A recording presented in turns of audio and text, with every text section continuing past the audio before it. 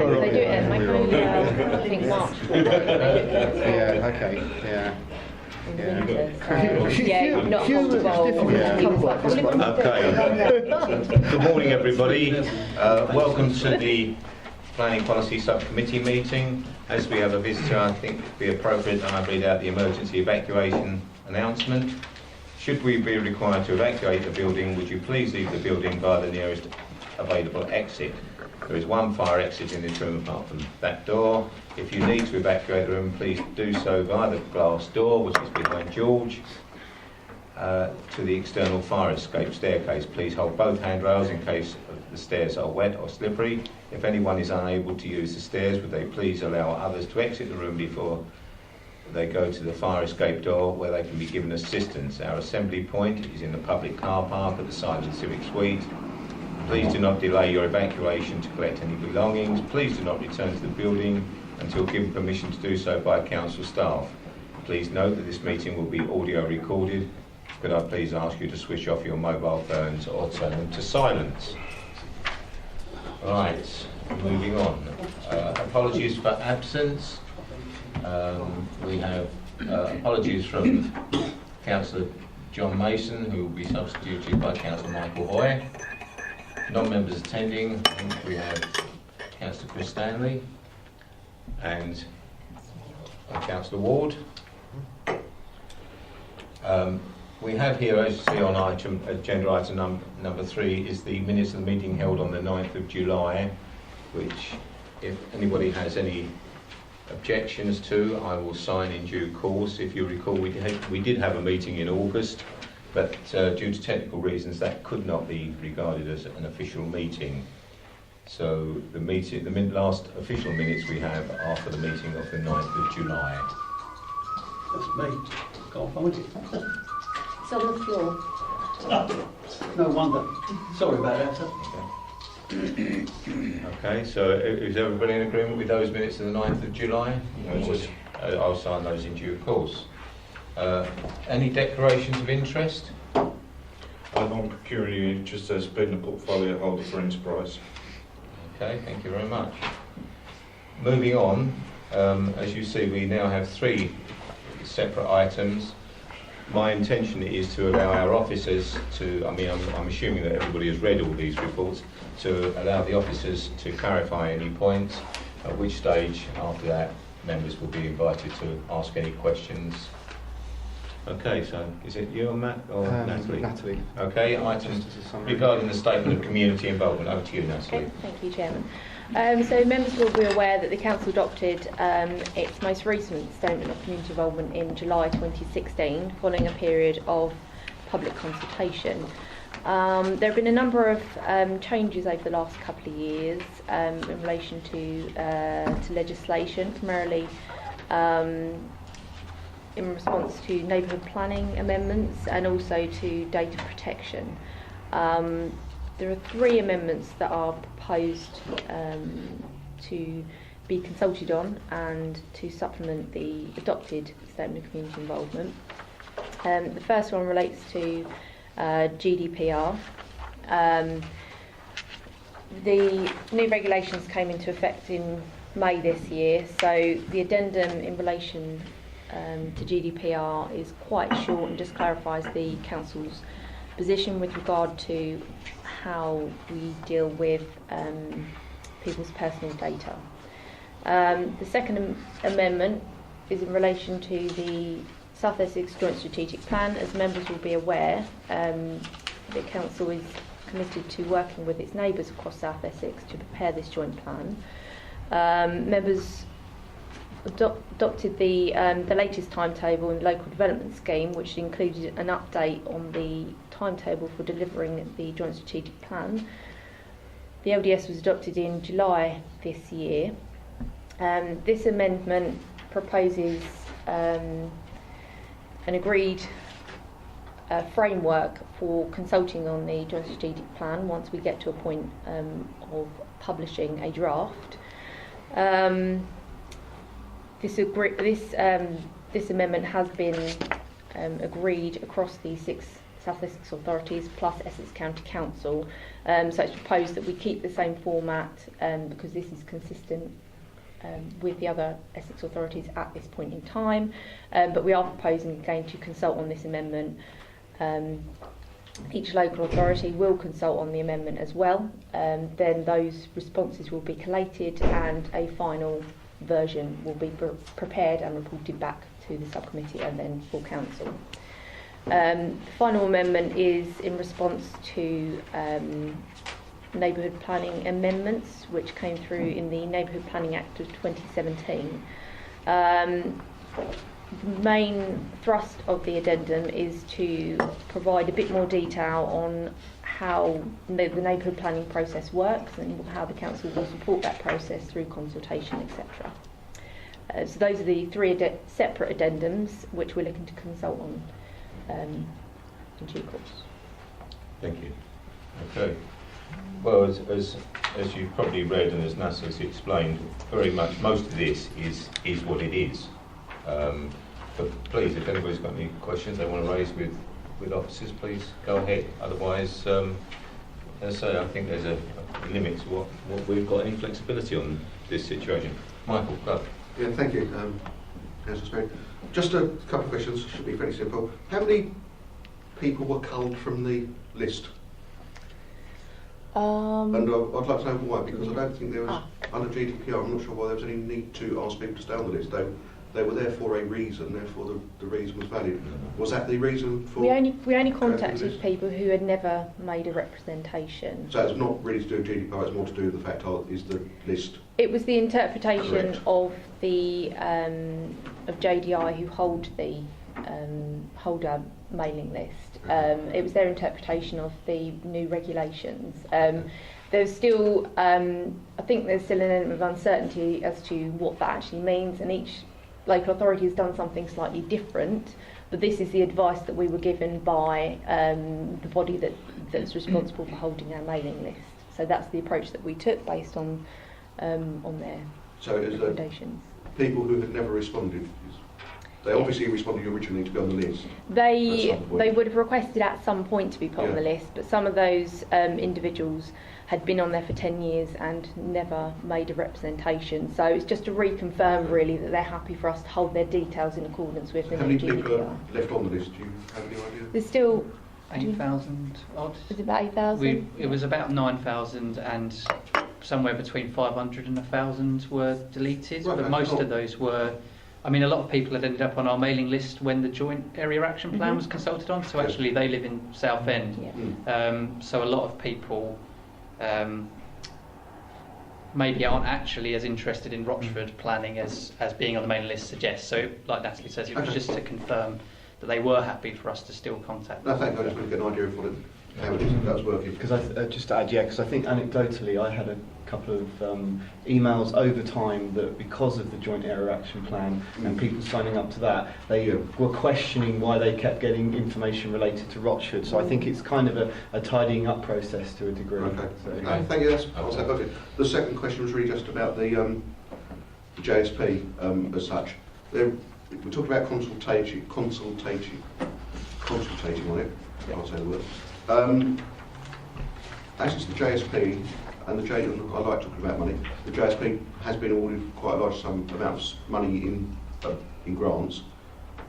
Will a seller be contributing towards the cost of the consultation, or is that going to be fully borne by the council? Well, I think to a degree that's still to be discussed as the document is developed, because obviously the issues and options consultation, as we saw in the training and is in the LDS, is not until next year, and there are still some meetings to take place in relation to how it will go forward in terms of consultation. So the money that was awarded so far has related mainly to evidence-based documents and sort of putting that information together. So I think that's still an outstanding issue or item to be discussed by a seller. Okay, thank you. Yep. Okay. If there's no more questions, members, we have a recommendation to go to committee, full council, that the draft addendums of the adopted statement of community involvement at Appendix A, B and C be consulted on for 4 weeks, and that's our recommendation. Agreed? Agreed. Okay, thank you very much.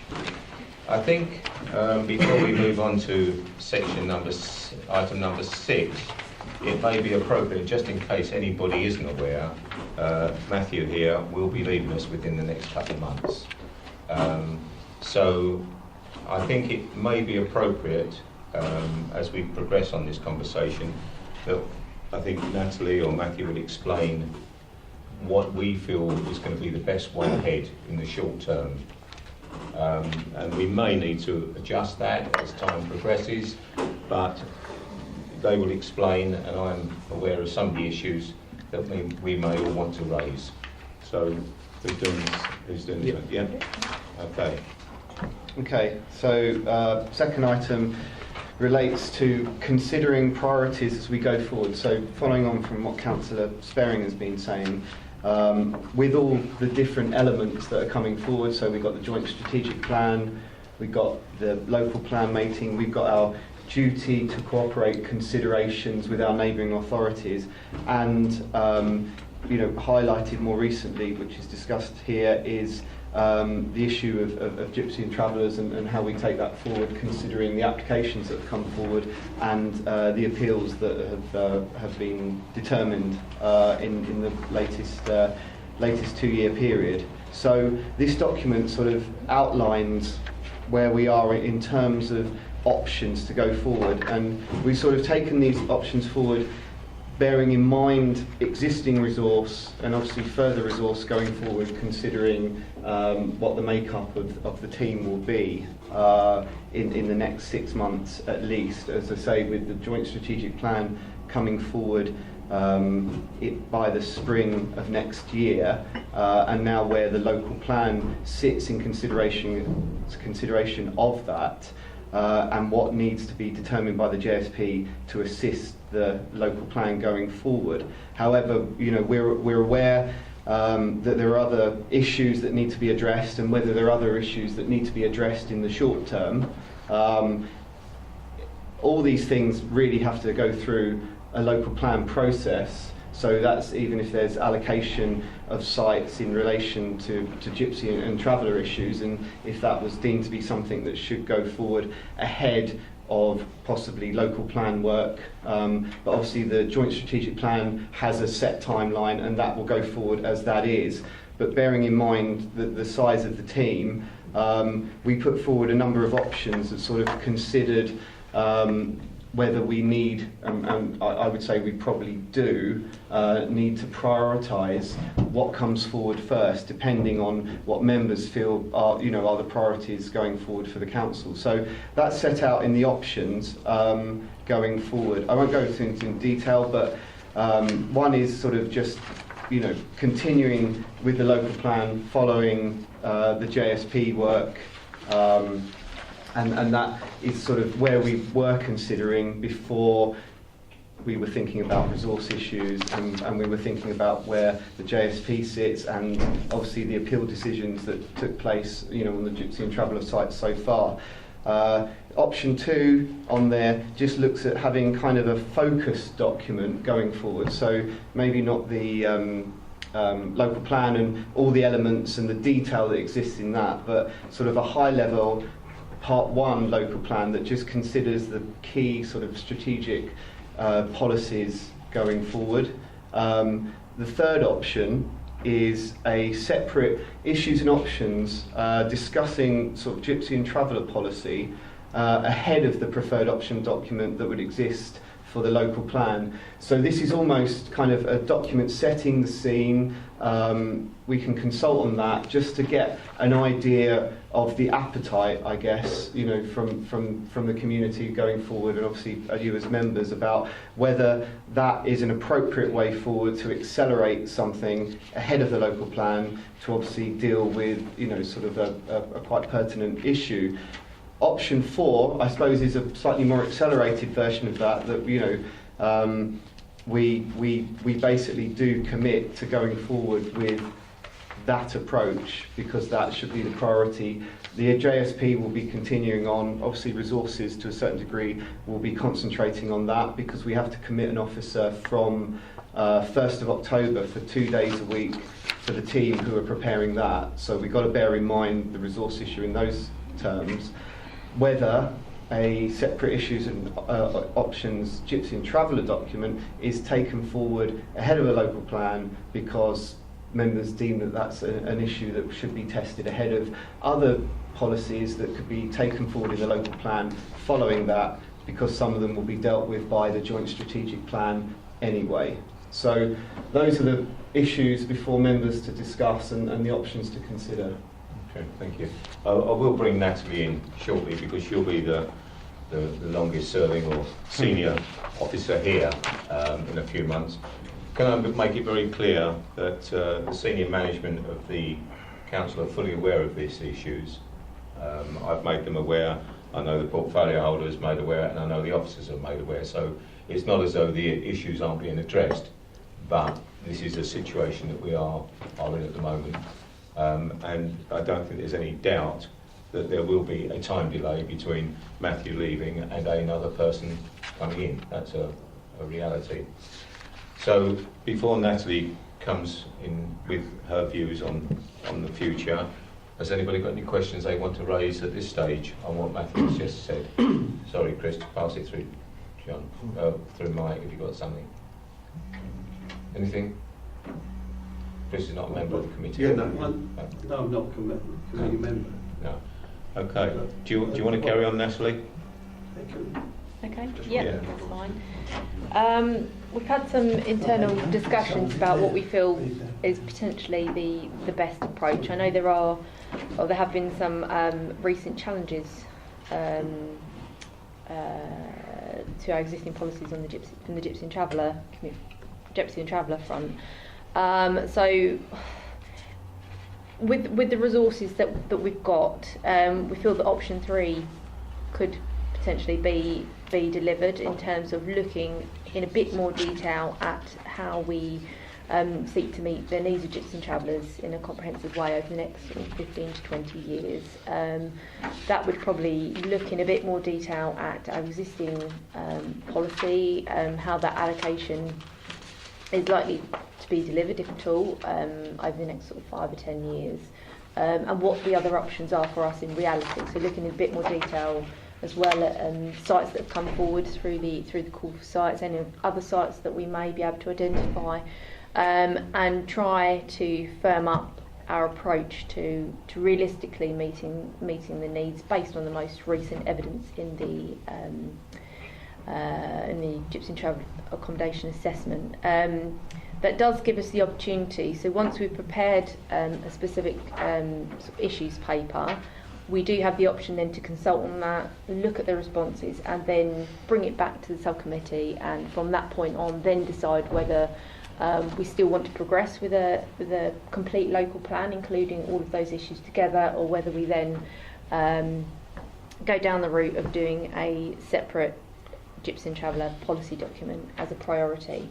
It will be dependent on resources at each point in time. We don't quite know how the team's going to be shaping up over the next sort of 6 to 12 months. So whatever option members do decide is the best approach, we just need to keep that under review and make sure that we are meeting our overall targets. The risks of each potential option is, I think, quite clearly set out. There are risks with each option. Even going forward with just a local plan, because we are looking at all of those issues together. If one issue can't be resolved, then the whole plan is at risk. But likewise, if we continue to maybe look at one particular issue on its own, again with resourcing issues in particular, the local plan and thus the other issues would be set aside for perhaps for a period of time, and the risks that come with that. We know that our neighbouring authorities in South Essex have been identified by the government for consideration for intervention, and we know that there is another list coming out in, I believe, November, with other local authorities that are going to be identified by the government. Any local authority that is identified on that list is then clearly on the government's radar, be subject to to regular meetings with representatives of the government, and they will be more closely scrutinising our timetable, and they would want to know clearly why there's any slippage, why we're taking a particular approach. So whatever option we take forward, we need to be very clear why we're taking that approach, and clearly accepting the risks that go with that as well. Okay, thank you. Mike, you got something? I think I do. No, I've got some questions here. Gypsum Traveller side then. Obviously the preferred option was the Michelin's farm. Are we saying we are now going to look at other options for this? Well, I'd say, Instead, because I don't. yeah, bearing in mind the guidance and the approach that government deemed that we should be taking now since adoption of that plan, and obviously that went through independent examination, inspector's report that said that was a deemed fit for purpose site at the time. You know, at the time it was adopted, so it was prior to the new guidance that has come out in 2015. So if we bear that in mind, so now the approach is that there should, rather than one site, but we did meet our need at the time because it was 15 and we set a site for 15. But now they want to see a sort of a more multifaceted approach, so that you have options and different sites, different sizes, so you have public sites and private sites, and different sites to accommodate the needs of gypsy travellers. So that's the issue that we're now dealing with. So Michelin's on its own, you know, as a site, at the time that it was adopted, was considered as appropriate. Now, with the changing legislation and guidance, we need to explore other options, and clearly the delivery of that site is proving difficult. So the policy was there, but delivering that policy is the difficulty, because, you know, we need someone to be on board to be able to take that site forward and deliver it. Now, if we had a different approach in the future where we had a number of different sites, that would take on board possibly Gypsy Traveller need to, if they wish to own their own site, then we would have allocations which they could purchase, you know, and then they would be allocated for that purpose. And then that would have an effect on what is happening at the moment with sites coming forward and gaining temporary permission or winning on appeal within a planning inspector. Just a couple of questions. Yeah, you could go. Which one shall I ask first? Probably one's a slope, because obviously since the approval of the previous local plan, which had Michelin's farm in there, there's obviously upgrades to the A130, A127 junction now would appear to propose to put a road south. I think it's just, I can't remember if it's just north or south of the railway line, but it's around that area with the road going through it, so it become even, I mean, that presumably hasn't been taken account of either with those projects. I know they're about 20 years away. But it has been taken account of. Yeah. Essex County Council has been aware of that allocation for quite a few years now. So when they were drawing up the potential options for improvements at the Fairglen Junction, they did do some initial design work to accommodate that site as a whole being delivered for both employment and gypsy traveller uses. So they are very much aware of that. So the whole scheme has taken the delivery of that site into account. okay. And the land allocations as a whole. Yeah. Yeah, okay. And then just moving on from there, where we're talking about that there have been planning permissions granted on appeal. I know there's a couple which were permanent, but the last two I think have been 5 years. And I think it says in the report that it largely based on the fact of family reasons, like young children.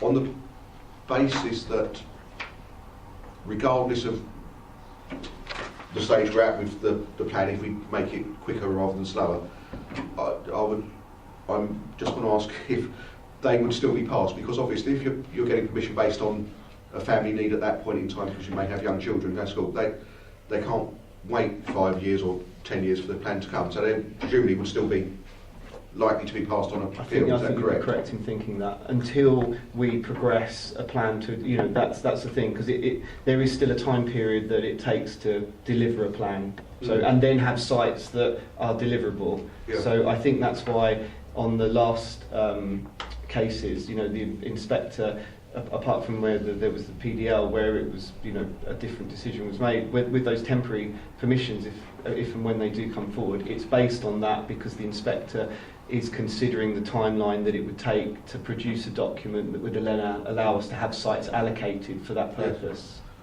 And how far towards the plan do we, are they like windfall sites, the ones which have been passed already, we can ignore them going forward, or are they put down and saying we have provided a site in Waterloo and other sites somewhere else? To a degree, yeah. Hills or not? I would say if you look at our latest assessment of need, which was January 2018, that was looking at our Gypsum Traveller population at that time and what the specific needs would be, both to effectively plan for the unauthorised sites, but also take into account the concealed and other households that would need their own site or own pitch at a period of time.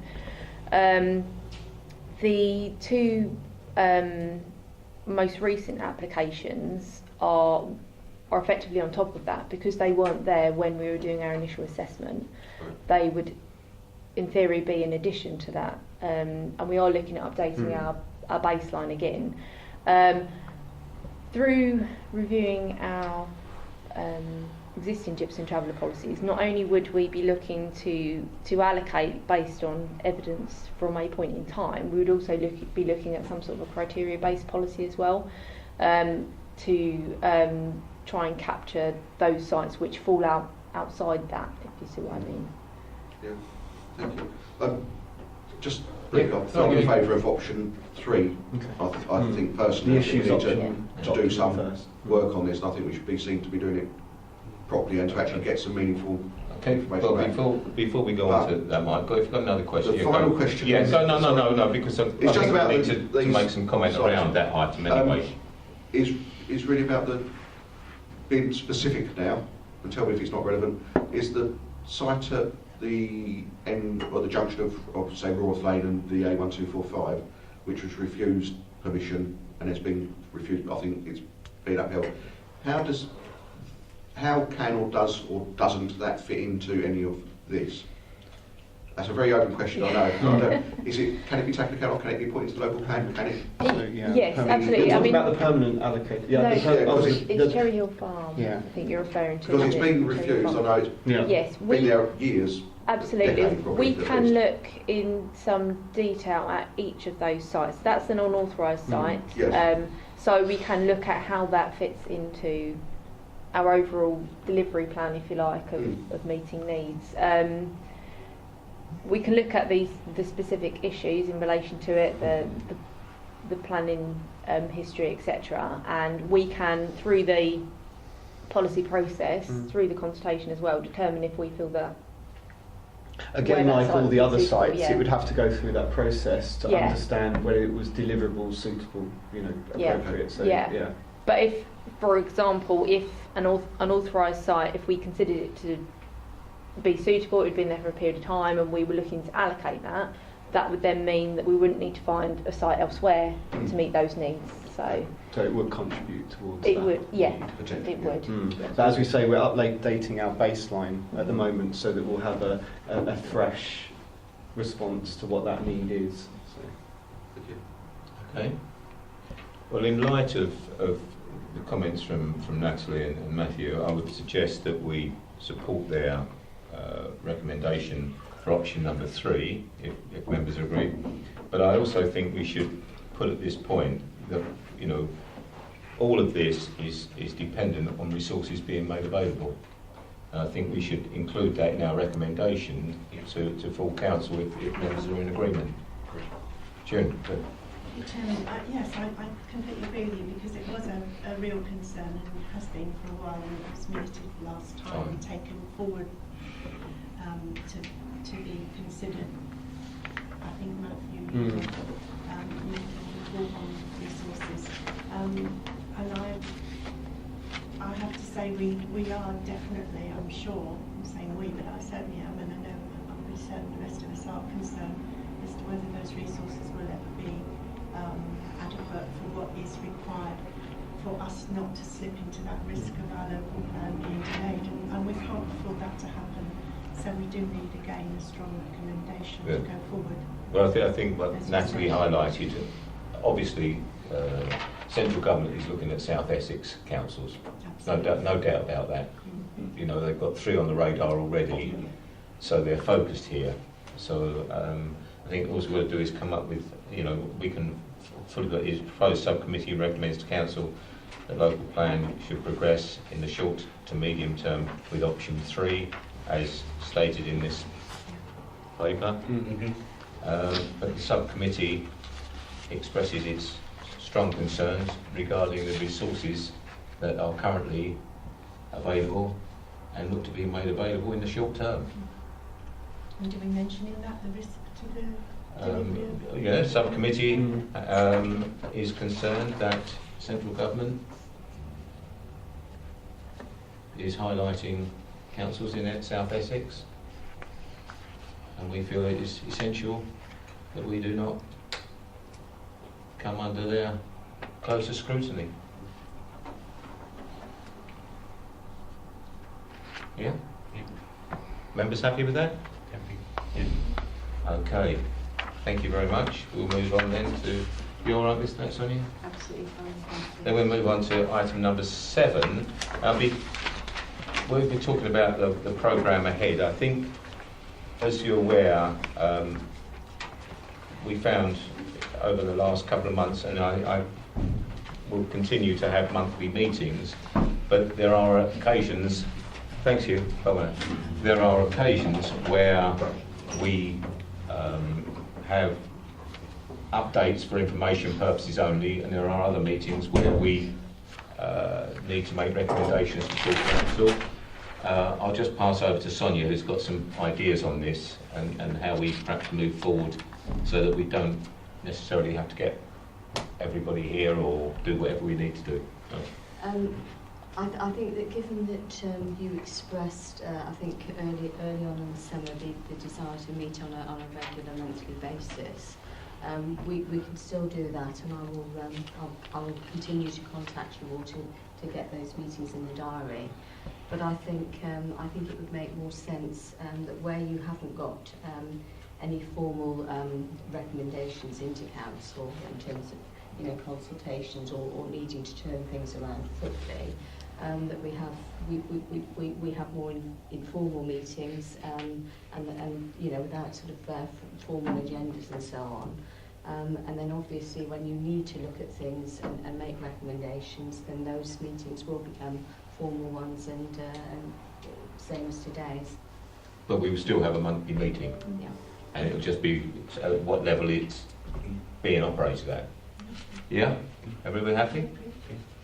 Okay, let's move on to item number 7 then. And I think we need to, skip through this, relatively individually. Some of which of these items would just be to know, others we may want to make comment on. So, do you want to lead on this, Natalie? Mm-hmm. Yeah. That's fine.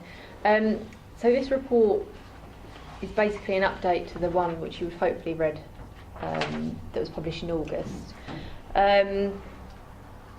So it follows exactly the same format, just going through each of the items. The first one is the local development scheme. We'll need to work on updating that now because of your decision on item 6, because we're looking at another specific consultation. We will need to update that now just so that that's factored in. But we are meant to review that on a regular basis anyway, if there's any slippages, etc. So that's something that we'll look at doing and trying to work up a timetable for delivering that specific issues paper. The consultation feedback report, issues and options document. We're hoping to present that to the next meeting of the subcommittee. I think late October we're looking at, aren't we? Yep. The next committee, yeah. Again, there has been some minor minor slippage to that, unfortunately. We had some quite significant IT issues, for example, which meant that we couldn't actively work on that report and deliver it in time for this committee, unfortunately. We've briefly mentioned the GDPR and the cleanse that our mailing list has gone through. We still have a substantial number of individuals and organisations on that, and we are looking to send out more regular e-bulletins, I think on a bi-monthly basis, probably, just to provide brief updates to those that are interested in planning matters. The joint strategic plan we have touched on as well. The latest LDS anticipates publication of the first consultation draft in the spring of next year. And as Matthew has already highlighted, there will be an officer working on that from the council for 2 days a week, effective on the 1st of October. Again, the statement of community involvement, we will now be looking to consult on those 3 addendums that members have agreed some point before Christmas, so we should be able to update you with that at the next subcommittee as well. Again, neighbourhood planning, we've covered that briefly under item 5. There's been no update to the August work programme. We still just have Canewdon, who's interested in progressing a neighbourhood plan, but they haven't come back to us recently with any updates or asking us to review anything. We're still maintaining the brownfield and self and custom build registers. Again, there's no update from August. Moving on to the evidence-based documents, the local wildlife sites review, we were hoping to bring it to this subcommittee, but it wasn't completed in time, unfortunately, so you will be able to consider that at the next subcommittee meeting. The playing pitch strategy, that's still progressing, and we anticipate that to be finished later on in the year. Again, we'll bring that in front of the subcommittee, and that will provide a bit more detail on the findings and the outcomes and recommendations of that. Both the landscape and the Greenbelt assessment have been commissioned, and those documents are progressing. Again, we'll keep members updated on a monthly basis how those are shaping up, but they should be completed later on in 2018. The growth location study to support the JSP. There's been some slight slippage in the timetable for that evidence-based document, but we should be bringing it before the subcommittee before the end of the year. I expect that. Just touching on the last 2 pieces of work, so the Sheila. We've had a number of additional sites which have been put forward which we need to consider. We're likely going to commission a consultant to undertake that piece of work, bringing together the work that we've already done from the 2017 study and the new evidence as well. So hopefully that should be completed before the end of the year as well. So bring that in front of members, and we'll have that new evidence to support both the preferred options document and the JSP as well. And then finally the RAMS that Dan's been leading on from Rochford's side. Again, there's an SPD that's going to be produced which will be presented to members in due course as well. The final thing is consultations. So we responded to Castle Point's consultation most recently. Over the next 6 months there are going to be a significant number of consultations for us to respond to as well. We've got Castle Point, Basildon and Brentwood that are looking to consult at various stages, so that's going to be it's going to be a bit of a challenge for us, I think. So. Do you want to clarify on these other points, Natalie? Risk implications and just go through, even if there's Okay. nothing really much to say here, then we covered all of them.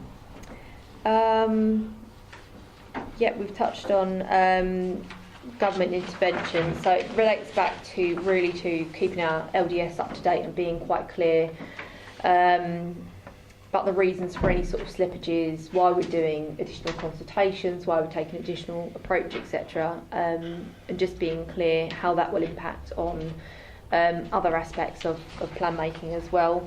The three authorities I've just named are those that are subject to government scrutiny. So again, we just need to work quite closely with them as part of the JSP to make sure that we are all delivering what we should be delivering at the right time. Okay, thank you.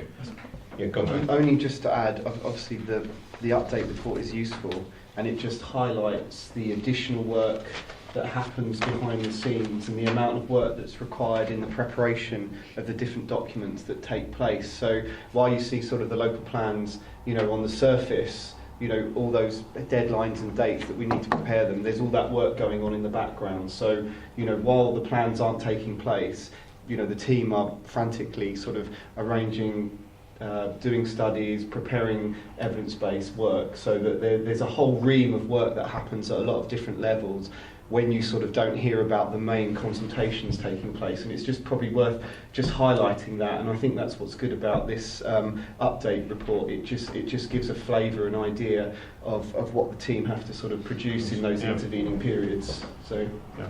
Okay, well, there's obviously some June, then Mike. Mine's just a quick comment really, which again it highlights that losing 2 days a week, if you could put it as simply as that, for a member of the team, which is a very small team anyway, to actually be concentrating on the JSP, really highlights the real issue.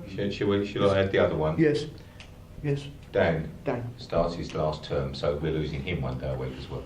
Oh, really? That's not. So we're going to be down to 2 days. No, I've only found that out this morning. Yeah. So, But maybe that should be recognised in. well, I think that's what we're going to Okay. have to put in here. Thank you for that. Mike? Thank you. I'm sure you would expect someone to ask this question, so I'll do it for you. What's the risk of a new road from Southend, particularly as one is obviously seems to be currently flavour in Southend? Is that a risk to our plans? Is it just something we'll take care of within our normal process of doing this work? I would say it's something that would need to be discussed, because it would be, if it was, and even if it was viable, it's a major piece of infrastructure. So it would be something that would need to be highlighted and discussed at the joint strategic plan level because of the nature and scope of it. So all those strategic transport infrastructure options, they will need to be considered at that level. So when that consultation comes round, and if it's something that is considered, as a piece of infrastructure to help deliver employment, housing, whatever it might be, then it's something that needs to be raised at that level. So as part of that consultation process. To my mind, it's something which presumably is going to be wanted to be put in there by Southend, from the sound of it. From I suppose from their point of view, from so the newspaper reports, I whatever guess comes out. that's what. I think it was their deputy leader, wasn't it, who Yeah. highlighted it. So because that would have a significant effect on what we decide, wouldn't it? Have you seen our leader's response I haven't actually, no. in the Echo today? Oh, right, then I'll read the echo. Basically says no way. Yes, which has normally been our, as a council's response, I think, for the last probably 20 years on it. But it's just wondered how do we go into this. that's the process. It would be at that higher level, I think. Yeah. Thank you. I'll be interested to read the playing pitch strategy, because what I'm reading and what I know is going on in practice are two entirely different things, but that's a purely personal interest. Again, we have unless anybody got any other questions, we have a recommendation that the strategic planning team's responsibility in delivery key work stream be noted, subject to resource constraints. I think again we need to emphasise some wording that we, to the effect that we fully appreciate the update that we're given on a monthly basis now, but yet again we express our concerns that what is being asked of the what's your official title? Strategic Planning An economic regeneration team leader.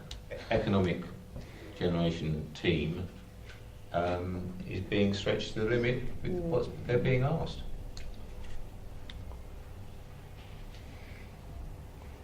If members are in agreement with that? Totally. Yeah? Yeah. Okay. I think members, that's it. Meeting closes at 10:15. Okay.